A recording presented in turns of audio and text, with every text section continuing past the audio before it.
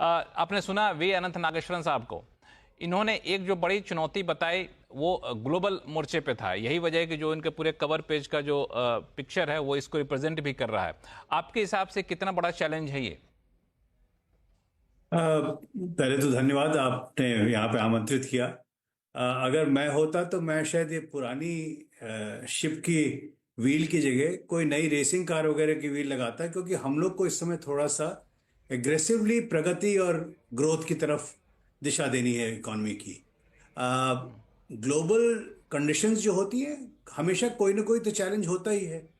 या तो trade barrier होता है, या चाइना आगे निकल रहा होता है, या यूक्रेन का वॉर होता है। फैक्ट ये है कि हमारे देश की इकॉनमी, डोमेस्टिक इकॉनमी बहुत बड़ी है। और अगर हम लोग अपने ही पोटेंशियल को रियलाइज कर लें तो ग्लोबल इम्पैक्ट पड़ेगा। ऑयल प्राइसेस का होता है इम्पैक्ट, उसको हम लोग अपने आप ही कम कर सकते हैं। एम्बिशन की ज्यादा जरूरत है। ठीक, बिल्कुल एमिशन की ज़्यादा ज़रूरत है और ऑयल प्राइसेस का जो इम्पैक्ट होगा उसको भी हम लोग कम कर सकते हैं। मैं आपके पास आऊँगा विनोद शर्मा जी, उससे पहले मैं AK भट्टाचार्य साहब से एक एडिटोरियल कमेंट ले लेता हूँ। भट्टाचार्य सर, आपने इकोनॉमिक सर्वे देखा और आपको कैसा लगा ये इकोनॉमिक सर्वे? बहुत ही कंजर्वेटिव रुख लेके चल रहा है, कोई बहुत ही इनोवेटिव आइडिया देने में कितना कामयाब होता दिख रहा है ये? देखिए, ये इकोनॉमिक सर्वे है, जिसे हम कहेंगे आर्थिक प्रेक्षण। तो इस ये पिछले 2 साल से हमने देखा है इकोनॉमिक सर्वे का रुख थोड़ा बदल गया है। पहले जैसे इकोनॉमिक सर्वे कोशिश करती थी कि किस तरह से वो इशारा दे बजट में क्या होगा नहीं होगा, पर इकोनॉमिक सर्वे का प्रधान जो काम है वो कि क्या देश में आर्थिक स्थिति क्या है, इसकी क्या मजबूरियां हैं, क्या इसके अपॉर्चुनिटीज हैं, क्या चैलेंजेस हैं, और करना क्या क्या करना चाहिए, बजट की दिशा से नहीं। तो मैं ये समझूंगा कि इस संदर्भ में ये इकोनॉमिक सर्वे एक इकोनॉमिक सर्वे है, और इकोनॉमिक सर्वे में बहुत कुछ छिपा हुआ है जिससे हमें इशारा मिलता है कि सरकार की जो जो दृष्टिकोण जो है वो किस तरफ मुड़ रही है, झुक रही है। पहली बात जो नजर आती है इस इकोनॉमिक सर्वे से, लगता है कि केंद्रीय सरकार इंडिया इंक से थोड़े बहुत निराश है। ये निराश इसीलिए है कि उन्होंने काफी प्राइवेट सेक्टर को बोला कि इन्वेस्टमेंट कीजिए। इनकम कॉरपोरेशन टैक्स घटाया गया, बहुत सारे इंसेंटिव भी दी गई, पर प्राइवेट सेक्टर ने अपना इन्वेस्टमेंट नहीं बढ़ाया, क्योंकि उन्होंने कहा कि मेरे पास डिमांड नहीं है, मेरे पास कैपेसिटी यूटिलाइजेशन कम है, तो मैं क्यों ज्यादा इन्वेस्ट करूं। तो ये मुझे लगता है कि इस सर्वे में एक प्रच्छन्न इशारा है कि अगर आप अपना प्रॉफिट कमा रहे हैं और अर्बन जो वेजेस श्रिंक करने से आप अपना प्रॉफिट कमा रहे हैं, आप अपना योगदान नहीं कर रहे हैं इकोनॉमी की ग्रोथ इन्वेस्टमेंट में, तो मुझे लग रहा है कि शायद ये एक जो सरकार की जो असेसमेंट है, ये कहीं ना कहीं किसी तरह या बजट या कुछ तरह से इसकी एक प्रतिफलन जरूर हमें नजर आएगी अगले कई हफ्तों में या कल बजट में भी। दूसरी बात यह है बिल्कुल, कि जो ये बड़ा इशारा आप कर रिफॉर्म, रहे हैं। हाँ, इशारा, जो दूसरी बात यह है कि रिफॉर्म का जो जो एजेंडा जो है, कई मायनों में जो जुलाई के बजट में निर्मला सीतारमन जी ने कहा था कि एक इकोनॉमिक पॉलिसी फ्रेमवर्क स्टेट और सेंटर के साथ बनाया जाए, उसी का एक पूर्वाभास मिला है, जहां पे हम देख रहे हैं कि उन्होंने जो स्टेज 2 रिफॉर्म्स की बात की है, जिससे कि उन्होंने कहा डीरेगुलेशन स्टिमुलस, और ये सारा चीज का जो थोप दिया गया है स्टेट्स के ऊपर कि स्टेट्स कैसे करें। और मुझे लग रहा है कि जो रिफॉर्म का जो जो जो जो जो भार वहन करना है, ये स्टेट्स को करना पड़ेगा, और वही चीज इकोनॉमिक पॉलिसी फ्रेमवर्क में अगर मंत्री जी पेश करती हैं वो नजर आएगा।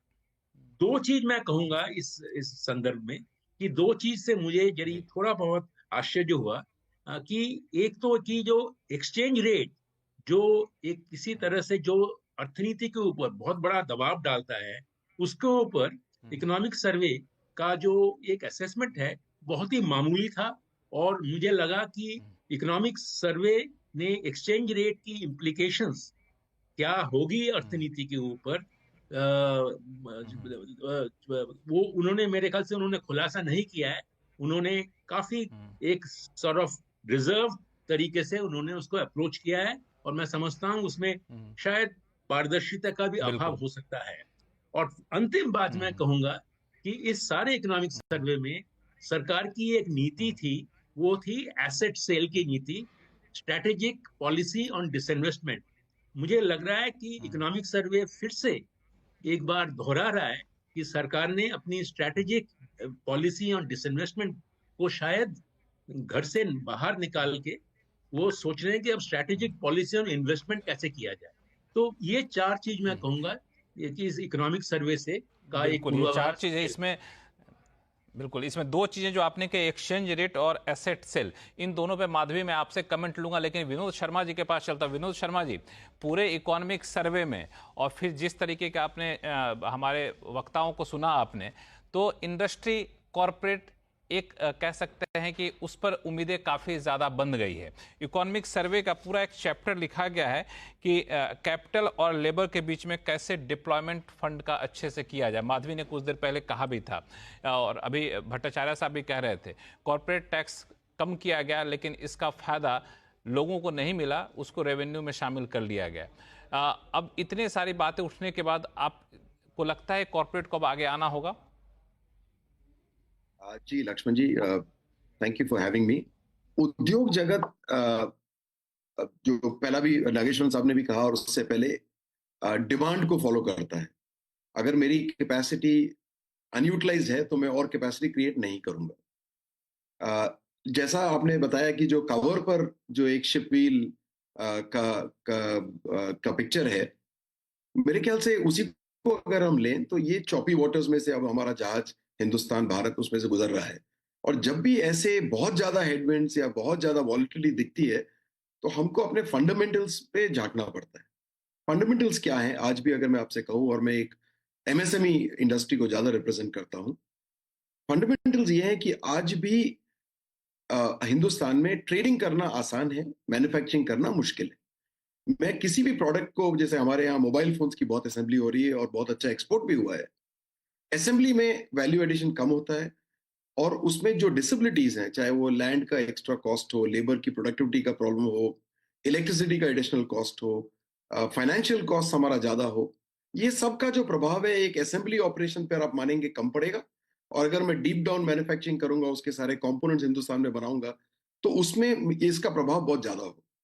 सिमिलरली जो रेगुलेशंस पे बात की गई, मैं उतने ही ज्यादा इंस्पेक्टर्स से मुझे जूझना पड़ेगा जितना ज्यादा मैं मैन्युफैक्चरिंग की तरफ जाऊं।